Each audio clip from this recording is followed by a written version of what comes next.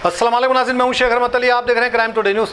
नाज़रीन, जनाब मुजाहिद हाशमी ने नरेंद्र मोदी के उस बयान पर बात की जिसमें नरेंद्र मोदी ने कहा कि तीसरी बार हम जीतेंगे तो फिर बहुत बड़े बड़े फैसले लेंगे। तो बड़े फैसले क्या रहेंगे, इस बात पर खुलकर जनाब मुजाहिद हाशमी ने बात की। देखते हैं सपोर्ट। अस्सलाम वालेकुम मुजाहिद साहब, बहुत बहुत शुक्रिया आपका जो है अहम मौजूद पर फिर एक बार नाज़रीन को जो है कुछ बातों से आगाह कराने के लिए आए हैं। सबसे पहला ये सवाल है कि नरेंद्र मोदी जो हमारे हिंदुस्तान के प्राइम मिनिस्टर हैं, उन्होंने कहा कि तीसरी बार जीत हासिल करने के बाद हिंदुस्तान में बहुत बड़े फैसले लिए जाएंगे। आपको क्या लगता है कि वो कौन से फैसले होंगे जो 10 साल में जो हमारा मुल्क तबाही की तरफ गया है और हिंदू बना मुसलमान की गंदी सियासत की गई है, तो क्या आने वाले वक्त में अगर फिर से तीसरी बार मोदी आते हैं तो किस नतीजों से हमको गुजरना पड़ेगा, किस परेशानियों से गुजरना पड़ेगा और क्या हालत होंगे या हो सकते हैं हालत। अस्सलाम वालेकुम रहमतुल्लाहि व बरकातुहू। मोहतरम नाज़रीन, ये ऐलानात महज एक ऐलान नहीं है। इससे क़ब्ल मोहन भागवत ने यह कहा था कि राम मंदिर की प्राण प्रतिष्ठा के बाद हम पर बड़ी भारी जिम्मेदारी है, हम उस काबिल बने, वरना जो है दुनिया तबाह हो जाएगी। तो एक ऐसे मुहिम से बात करना, ये जो है इनका तरीक़ाकार रहा है कि अपने अज़ाइम को, अपने दुश्मनी की साजिशों को छुपा कर रखते हैं, उस पर अमल किस तरह किया जाना चाहिए। उसी मुहिम अंदाज की बात नरेंद्र मोदी जी ने भी की है कि हम बड़े फ़ैसले लेने वाले हैं। क्या फ़ैसले लेंगे आप?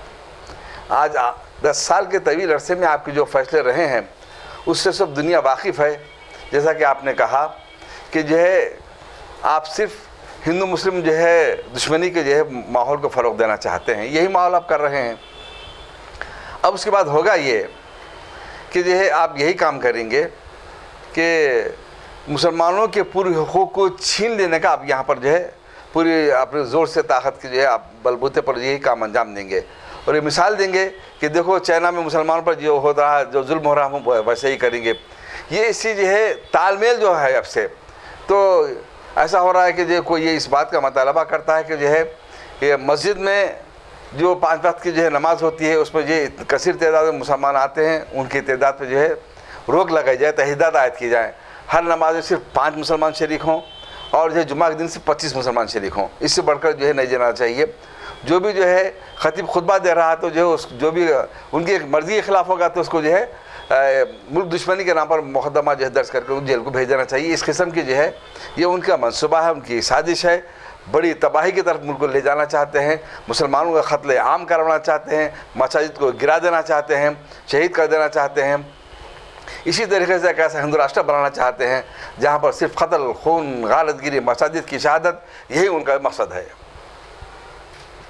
जिस तरह से मसाजिदों को शहीद किया जा रहा है, जिस तरह से औक़ाफ़ की इजाज़तों को तबाह किया जा रहा है, जिस तरह से कदीम इमारतों को गिराया जा रहा है, चाहे वो मंदिर हो या मस्जिद हो। मंदिर तो खैर तेलंगाना में 1-2 जगह गिरी, कहीं गिरी, लेकिन मसाजिदों को टारगेट बनाया जा रहा है। 1991 प्लेसेस ऑफ वर्शिप एक्ट के तहत जो इसको ये एक्ट को भी ख़त्म करने की कोशिश की जा रही है, ऐसा मनसूबा बनाया जा रहा है, इसके बारे में आपका क्या है? देखिए, पहली बात तो ये कि जो है बाबरी मस्जिद के वो हासिल करने के लिए उन्होंने एक हथकंडा, एक पैंतरा चला था कि प्लेसेस ऑफ वर्शिप जो एक्ट जो बनाया था 1991, जिसकी वजह से बाबरी मस्जिद को छोड़कर तमाम जो इबादत गाहें हैं 1947 का तक आज़ादी से क़ब्ल तक जिस इबादत गाह का जो मौक़िफ़ था वही मौक़िफ़ बरकरार रखा जाएगा। लेकिन अपने ही ख़ुद क़ानून के ख़िलाफ़ उन्होंने अमल किया। कई मसाजिद के ऊपर जो मुक़दमा जो अदालतों में दर्ज किए गए, कानून के ख़िलाफ़ खुद अदालतें काम कर रही हैं। वो वाराणसी की मस्जिद, मिथिला की मस्जिद, हर मस्जिद को निशाना बनाया जा रहा है। अब नीचे तहखाने में जो है इबादत की इजाज़त दे दिए। 7 दिन की वक़्त की वजह 7 घंटों के अंदर हमने पूरा काम कर दिया। ये जो है इस अंदाज़ को इख्तियार करके ये बताना चाहते हैं कि जो है हम मुसलमानों का क़त्ल आम करेंगे, उनके एक मस्जिद को बाकी नहीं रहने देंगे। इस उन्वान पर गैर मुस्लिमों से हिंदुओं के मजहबी जज्बात को भड़का कर वो वोट हासिल करना चाहते हैं कि देखो जितने भी मसाजिद हैं वहाँ पर मनादिर मौजूद थे, वहाँ पर उनके बाक़ियात हैं, लिहाजा उनको गिरा कर हम मंदिर तामीर कर रहे हैं। लिहाजा हमको हिंदू राष्ट्र बनाने के लिए, एक हिंदू होने पर फ़ख्र हासिल करने के लिए आप हमको वोट दें। इसलिए जो है क्योंकि इस मुल्क में सिवाय हिंदुओं का ये मुल्क है, इससे हट के किसी को रहने का हक़ हासिल नहीं है। लिहाजा हर मुसलमान को हम काटेंगे, इस ख़त्म के जो है उनके मंसूबे हैं, क़त्ल आम का उनका मंसूबा है, तबाह बर्बादी का मंसूबा वो रखते हैं।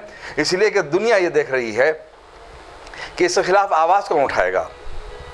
आप तो आवाज़ उठाने से रहे, क्या जो है पड़ोस के ममालिक में इतना जो दम है कि जुल्म को आप जुल्म कह सके। एक करारदाद अगर मंजूर करेंगे तो अक़वाम मुत्तहिदा पे कई करारदादें मंजूर होती हैं और 75 साल से जो है 70 साल से करारदादें मंजूर होते हैं। आज जो है हमारा फ़लस्तीन तबाह बर्बाद हो रहा है, इससे कुछ नहीं होता। लिहाजा हमको जो चाहे करना चाहिए। इस मौक़िफ़ पे इस अंदाज़ को इख्तियार करने के लिए वो जो है आगे बढ़ रहे हैं, यही उनका मंसूबा है। साहब जिस तरह हम देख रहे हैं कि मौलाना सलमान अज़हरी साहब को जो है गिरफ्तार किया गया है, फिर वहाँ से जो मुंबई से उनको गुजरात ले जाया गया है। बताया जा रहा है कि हेट स्पीच, लेकिन यहाँ पर हम देख रहे हैं कि गोदी मीडिया सुबह से शाम तक नफरत फैला रही है, नफरत की बातें करती है और हेट स्पीच देती है एक ख़ास कम्युनिटी को लेकर। ऐसे कई लोग हैं जो दूसरे मज़हब के जो एक कम्युनिटी को टारगेट बनाते हैं, लेकिन उनके खिलाफ कोई कार्रवाई नहीं होती। लेकिन यहाँ पर मौलाना सलमान अज़हर पर जो इस तरह की कार्रवाई होती है, इसको आप क्या समझते हैं? आने वाला वक्त कैसा होगा? ये एक तीर कई निशाने वाली बात है। इससे इलेक्शन के माहौल को गरमाना चाहते हैं। मीडिया के ज़रिए उन्होंने जो ये कहा कि वो हिंदुओं के खिलाफ बोलते हैं, हिंदू मुल्ला को जो हमने अंदर कर दिया, लिहाजा हिंदुत्व के लिए, हिंदू राष्ट्र के लिए आप हमको वोट दीजिए। और इनका जो है निशाना एक और ये भी है कि एक जो है बरेलवी मकतब फ़िक्र के आलिम को गिरफ़्तार करने के बाद जब तमाम दूसरे मकाद फ़िक्र के उलमा जो खामोश बढ़ जाएंगे, लिहाजा एक के बाद हम एक को जो है क़त्ल करेंगे, इसे जेल में डालेंगे, उनका मंसूबा था। लेकिन उन्होंने ये देखा कि एक बरेलवी आलिम दीन की गिरफ़्तारी के फौरी बाद देवबंदी उलमा इकराम ने, अहले हदीस उलमा इकराम ने, जमात इस्लामी के हर मसलक के आदमी ने जो है उस जो है गिरफ़्तारी की मजम्मत की और उनकी तायद में आगे आ गए। ये जो है इस एहसास को मुसलमानों ख़त्म करना चाहते हैं कि हम उम्मत वाहिदा हैं। और उनके और दूसरा निशाना ये है कि जो है हेट स्पीच की जो बात करते हैं जी, तो आप साबित कर रहे हैं उसको, लेकिन जो आपने जो है मुल्ले काटे जाएंगे जो नारे लगाए जाते हैं, 22 जनवरी को जो है जो तराने लगाए गए, गाने बजाए गए, डीजे बजाया गया, क्या उसके खिलाफ जो है किसने आप जो मुकदमा दर्ज किए, क्या क्या आपने किया? आप जिसको समझें तो वो हेट स्पीच। तो इसका मतलब ये है कि जो है इनको इनके जो है नज़रिए के ख़िलाफ़, इनके अक़ीदे के ख़िलाफ़ जो भी बोले, ये आप उनकी साजिश में रुकावट जो बने तो उसके लिए हथकंडों के तौर पर इसको इस्तेमाल किया जा रहा है। वो यानी उनको इस बात का डर और खौफ लाहक है कि आज जो है हिंदू धर्म ख़तरे में है, मुसलमान जो है उनकी तादाद बढ़ रही है, उससे ख़तरा है, मुसलमान इस्लाम को लोग कबूल कर रहे हैं, उनको उसका ख़तरा है। लिहाजा हम हिंदू धर्म को बचाने के लिए इस्लाम दुश्मनी के ऑक्सीजन पर अपने मज़हब को भी ज़िंदा रखेंगे, अपने सियासत को भी ज़िंदा रखेंगे। इसके लिए लाजमी और ज़रूरी कि जब मसाजिद को गिराया जाए, मुसलमान उलमा को गिरफ़्तार किया जाए, एक के बाद एक आलिम दीन को गिरफ़्तार किया जाए। और अगर कोई तंजीम जो है इस मुल्क के दस्तूर के दायरे में रहकर काम अगर करती है, उसको PFI जैसे तंजीम को जो है दहशतगर्द तंजीम करार देकर उसको जो इम्तनात किया जाए। तो मैं उनसे पूछता हूँ कि RSS विश्व हिंदू परिषद बजरंग दल जो खुले आम जो है वो लोग जो हथियारों का जो है मज़ाहरा करते हैं, हथियार से लोगों को मारते करते हैं, तो दहशतगर्द तो वो हैं।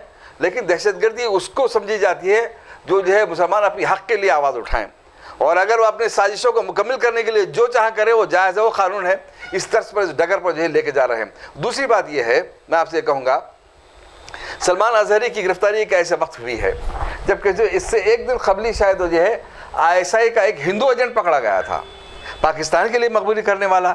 अरे आप तो हवा खड़ा करते हैं कि जो है जो भी मुसलमान हैं उनके दो ही स्थान पाकिस्तान या क़ब्रिस्तान बोलते हैं आप, लेकिन जो है आपके जो है पाकिस्तान जितने भी ISI के एजेंट पकड़े गए सबको सब हिंदू हैं।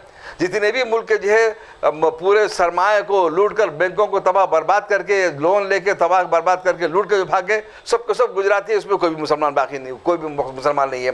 मुल्क के दुश्मन तो आप हैं, देशद्रोही तो आप हैं, देशद्रोही आप करें, मुझसे गद्दारी आप करें, मुसलमानों को बदनाम करें, इसी झूठ के सहारे अपने आप को जिंदा रखना चाहते हैं। तो ये जो मैं सवाल करता हूँ हमारे जो गैर मुस्लिमों से, दूसरों से, कि कब तक जो है आप इन लोगों के जो है साजिशों का शिकार होते रहोगे? कब तक आप होते रहोगे साजिश शिकार? ये मीडिया वाले जो है बोलते रहते, बोलने दीजिए उनको, लेकिन आप भी तो अकल रखते हैं ना, जिससे आपका खुद जो है आपका मुस्तकबिल, आपका फ्यूचर तबाह हो जाएगा।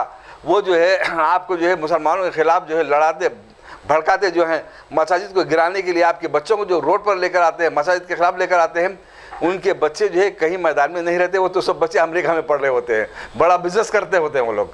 तो लिहाजा आपको समझ में आना चाहिए कि जो है ये क्या खेल है, क्या जो है ये खेल खेला जा रहा है कि इलेक्शन को जीतने के लिए किस किस्म के जो है हथकंडे इख्तियार किए जा रहे हैं, इसलिए कि इस मुल्क को बाकी और बरकरार रखने के लिए इस मुल्क के कानून को भी तब्दील कर दिया जाएगा, हमेशा के इलेक्शन ही ख़त्म कर दिए जाएंगे।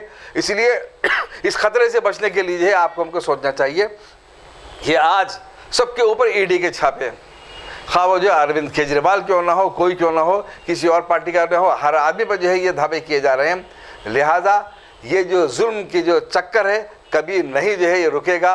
ये यही उनका जो सामने जो है देश भगत होगा जो उनके जो मंसूबे खिताब साजिश के जो मुताबिक काम करेगा, वरना देशद्रोही होगा।